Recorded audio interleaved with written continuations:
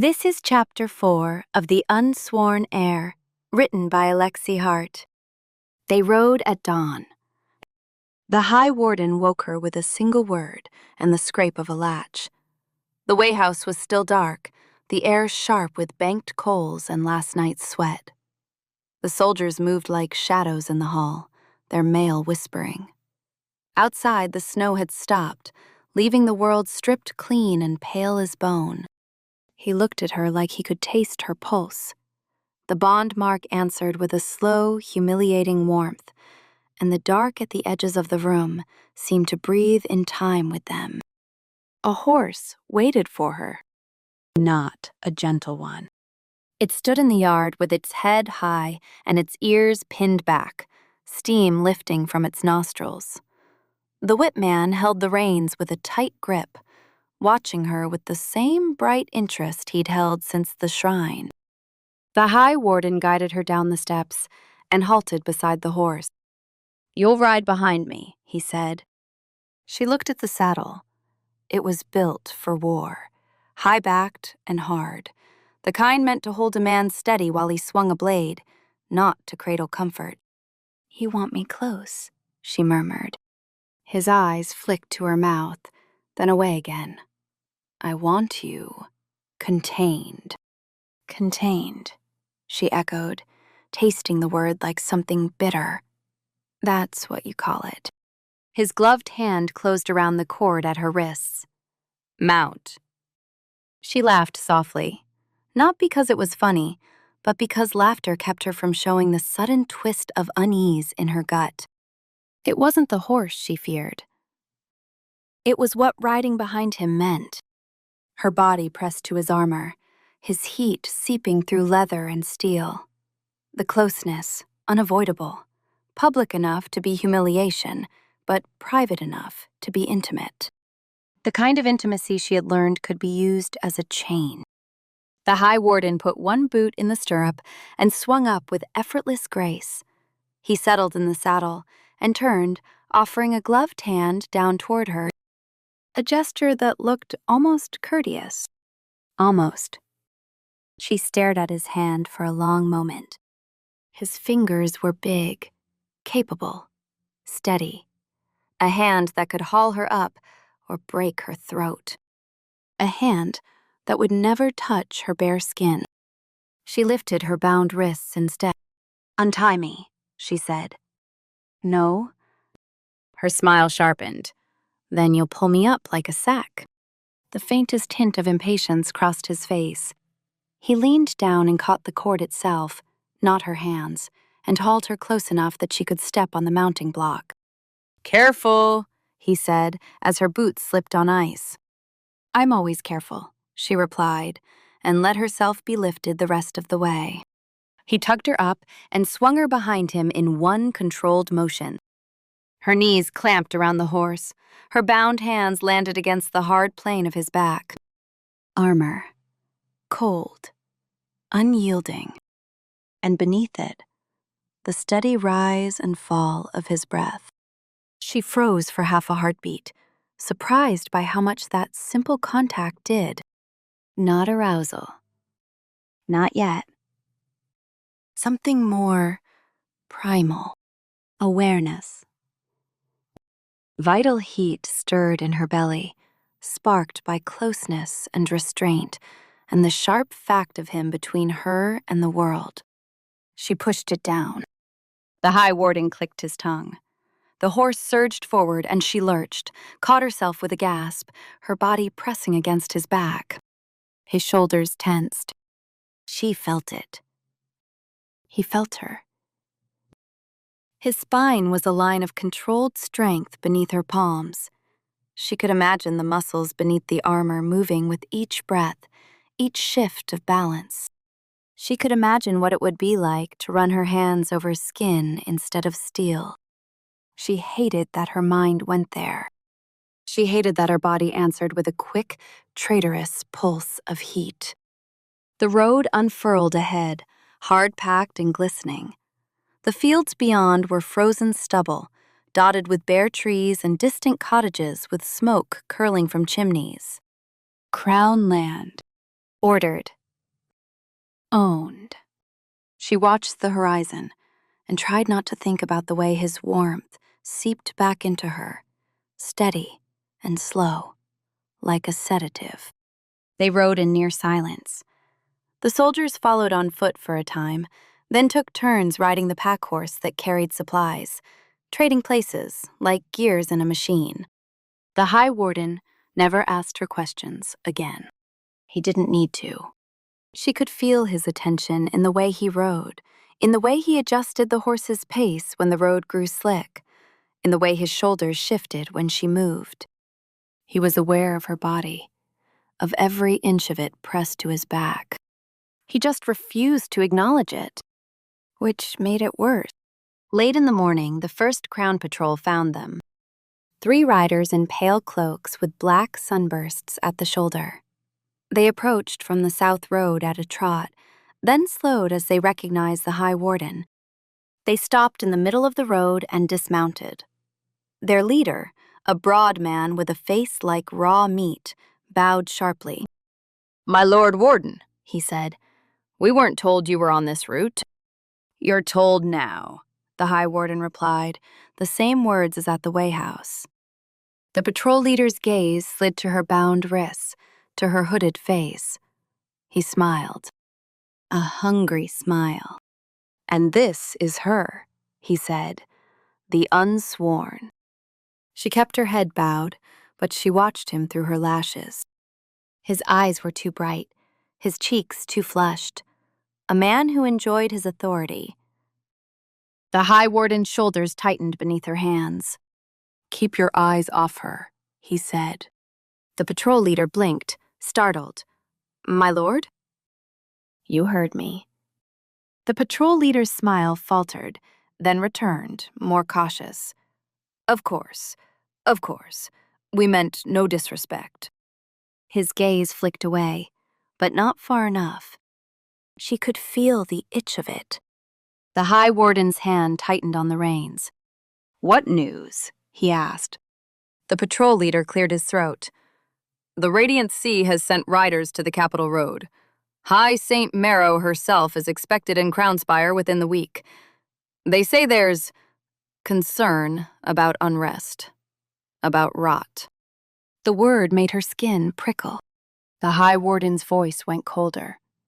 "How far ahead are the Sea's riders?" "Half a day, maybe," the leader said. "They've set up along the bridges, inspecting travelers. They're claiming it's for safety." "It's for fear," she murmured without thinking. The patrol leader jerked, eyes snapping to her. "Which?" The High Warden's voice cut like a blade. "Enough." The patrol leader swallowed, then bowed again. "Forgive me, my lord. The Sea's men are zealous." "Yes," the High Warden said. "They are." He didn't say anything else, but she felt the shift in him. Tension. A tightening. Like a man bracing for a blow he couldn't dodge. The patrol leader hesitated. "My lord, should we escort you the rest of the way? The road's been dangerous." The High Warden didn't answer at once. His silence was as sharp as speech. "No," he said finally. "You will return to your post."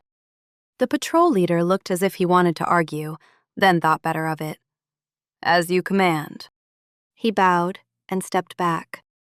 As the patrol mounted again, the leader glanced at her one last time, eyes dark with curiosity. "Careful with her," he murmured, voice lower now. "The sea says she's a doorway." She felt the High Warden's back go rigid. "She's a person," he said. The patrol leader's smile was thin. "Not to them." Then he rode off. The road fell quiet again, the only sound the horses' hooves and the whisper of wind across frozen fields. She leaned forward, letting her breath warm the back of the High Warden's neck just slightly. "You defended me," she murmured. "I defended my authority," he said. "You told him to keep his eyes off me," she pressed. "That wasn't authority. That was possessiveness." His shoulders tightened.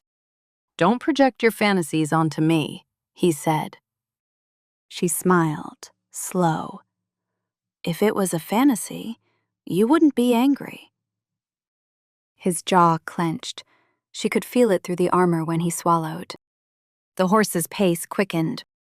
She laughed softly, and the sound was a little reckless.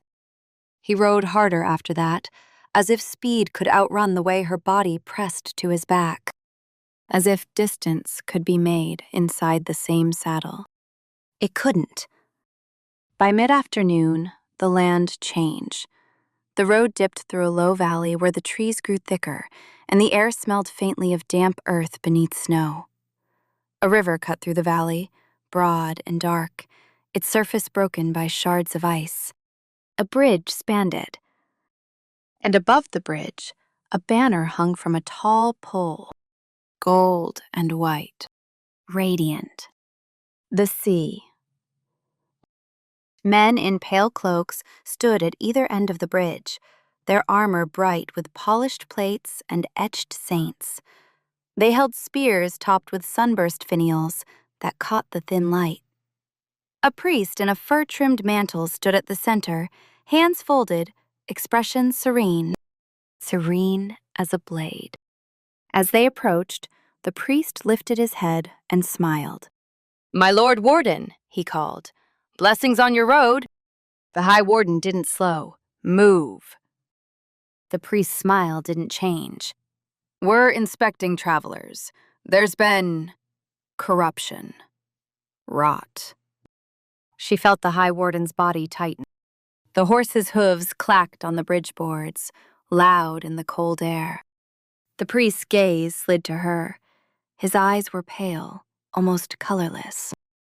"And you found her," he murmured. "The unsworn heir." Her stomach turned. He said heir like he was blessing a sacrifice. The High Warden's voice went flat. "She is under crown custody." "Of course," the priest said, "but the Radiant Sea has an interest. The High Saint has given orders."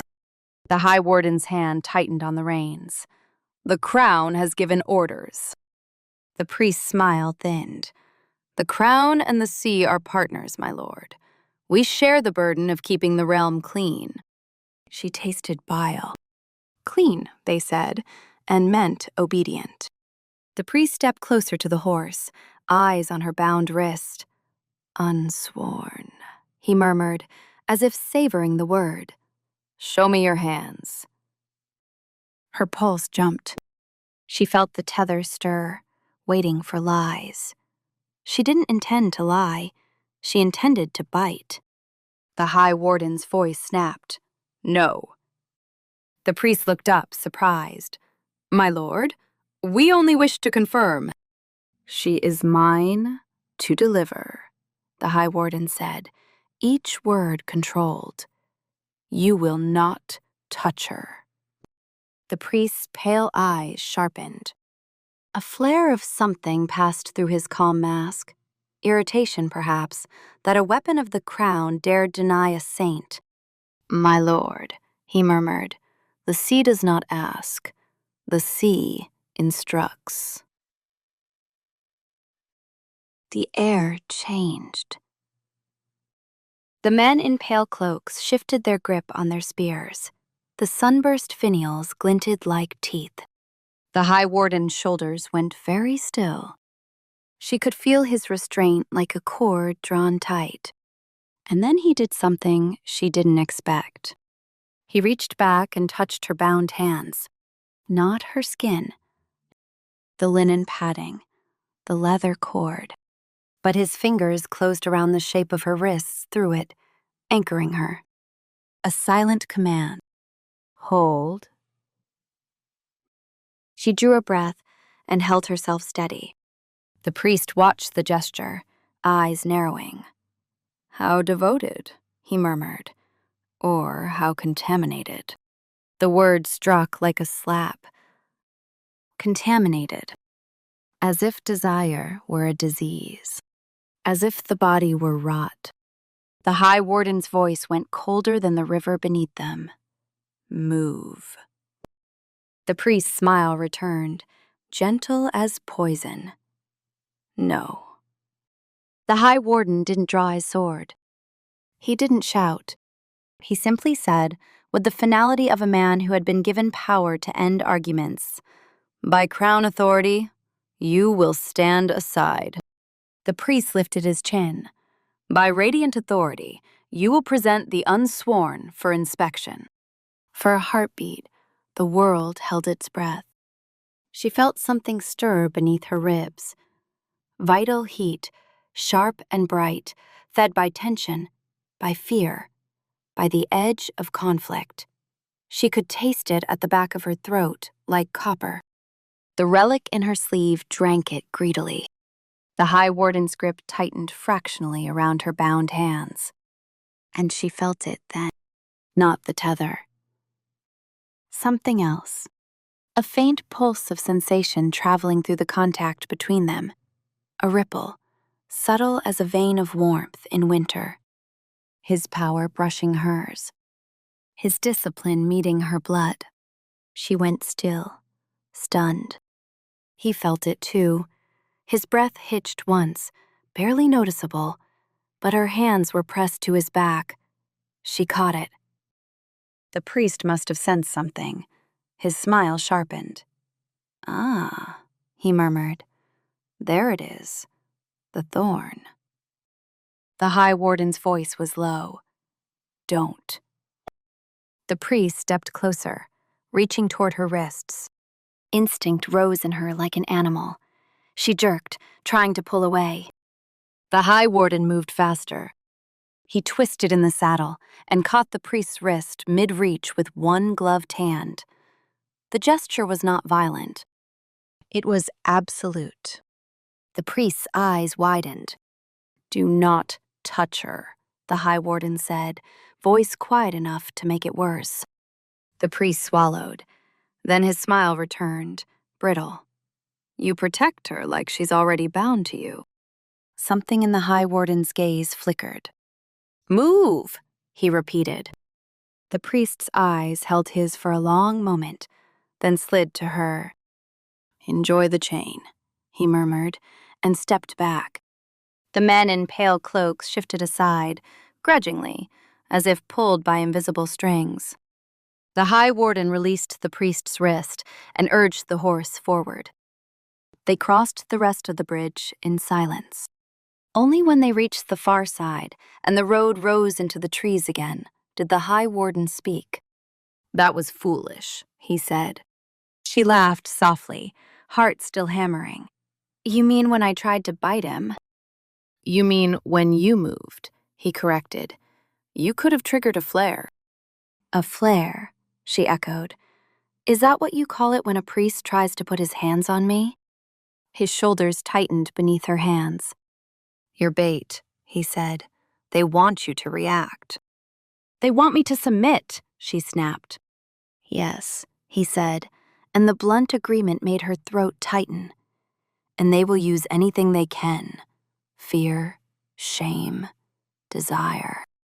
The word hung between them, sharp. Her breath caught. She realized, suddenly, that he wasn't looking ahead. He was listening. To her breathing, to the way her body pressed to his, to the subtle pulse of heat that had flared when the priest reached for her. He spoke without turning his head. "You felt something," he said. She went still. The tether waited. It would punish her if she lied. "Yes," she admitted, voice low. "When you touched my wrists." He nodded once, as if confirming what he already knew. "It's starting," he said.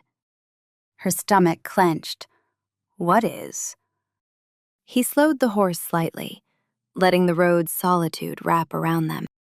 "The reason the crown wants you alive," he said. "The reason the sea calls you a doorway." She swallowed. "And the reason you keep me close." His voice went quieter. "Yes."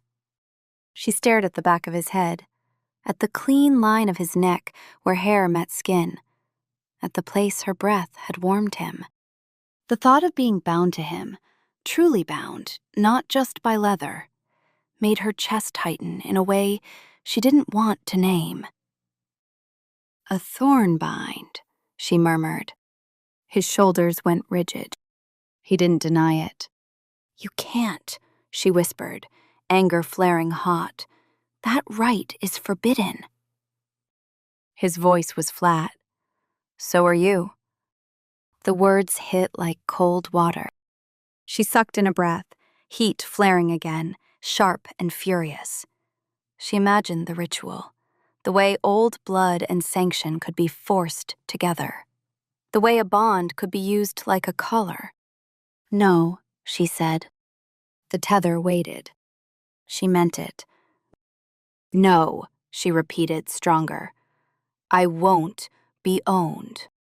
The High Warden's voice turned very quiet. "Then you'll die." Her mouth went dry. He didn't sound cruel.